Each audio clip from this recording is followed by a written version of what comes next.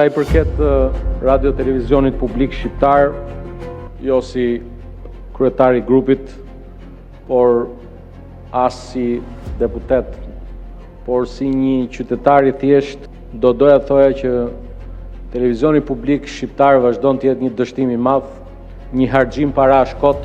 Televizioni publik shqiptar I kërkon ndjes popullit shqiptar. I kanë qenë të detyruar, si qeni dhe ju, të marrin shërbimin më mizerabël publik në glob. Shkruar nga Nikol Lesi. Kur Taulan Balla deklaronte se radio televizioni shqiptar nuk është kurrë televizioni publik që shqiptarët meritojnë, ai nuk thot asgjë të re. Këtë e din prej kohësh miliona shqiptar, që paguajnë çdo muaj taksën e RTS-s përmes faturës së energjisë elektrike. Por, pyetja që lind është e thjeshtë. Kush e ka të ndisi RTS-n në këtë gjendje? Mos vallë qytetarët, mos vallë gazetarët. Jo, RTS-n e shkatroi politika. E shkatruan të gjithë qeverit pa përjashtim.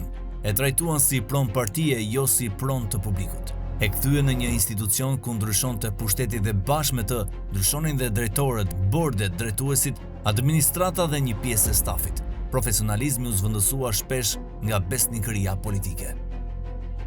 Partia Socialiste bëri të njëjtën gjë kur erdhi në qeveri. Në vend që RTS të bëjë BBC-a shqiptare, u shndrua në një institucion që I shërbeu pushtetit të ditës, ndërsa televizionet private zhvilloheshin, televizioni publik mbetej peng I politikës dhe I emërimeve partijake. Është paradoks që institucioni me arkivin më të madh audioviziv të kombit, me histori të pasur televizive shqiptare dhe me financim të garantuar nga taksa paguesit, sot nuk arrin të jetë media më e besueshme dhe më e ndjekur në vend. Brenda RTS-s ka pasur dhe ka gazetar, operator, regjisor dhe profesionist të shkëlqyer. Ata nuk janë problemi. Problemi ka qenë drejtimi politik I institucionit.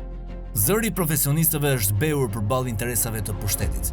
E po aq shqetësues është fakti se ndër vite, RTS nuk ka arritur gjithmonë të ushtrojë plotësisht rolin që ligji e njeh për transmetimin e disa ngjarjeve sportive me interes të lartë publik. Kjo ka ngritur vazhdimisht pikpyetje mbi mënyrën se si janë administruar interesat e televizionit publik dhe nëse prioritet ka qenë interesi I qytetarëve apo politika dhe interesat e tjera. Prandaj Taulan Balla nuk duhet të mjaftohet me kritika ndaj RTS-s. Ai është një nga drejtuesit kryesor të shumicës që qeverit Shqipërinë prej shumë vitesh. Kritika e tij ka vlerë vetëm nëse shoqërohet me përgjegjësi politike. Shqiptarët nuk kanë nevojë për deklarata, kanë nevojë për një televizion publik të lirë nga politika me drejtues të zgjedhur me merit dhe integritet, jo për militantizëm. Kanë nevojë për një RTS që t'i shërbejë publikut, jo qeverisë, opozitës apo interesave të ngushta politike. Nëse politika ka kurajon të pranojë se ka dëmtuar RTS-n për më shumë se 3 dekada, atëherë hapi parë duhet të jetë një kërkim falje përpara qytetarëve. Hapi dytë duhet të jetë depolitizimi I vërtet I televizionit publik. E deri atëherë, çdo kritik ndaj RTS-s tingëllon si një politik që ankohet për pasojat e vendimeve që vetë ka prodhuar.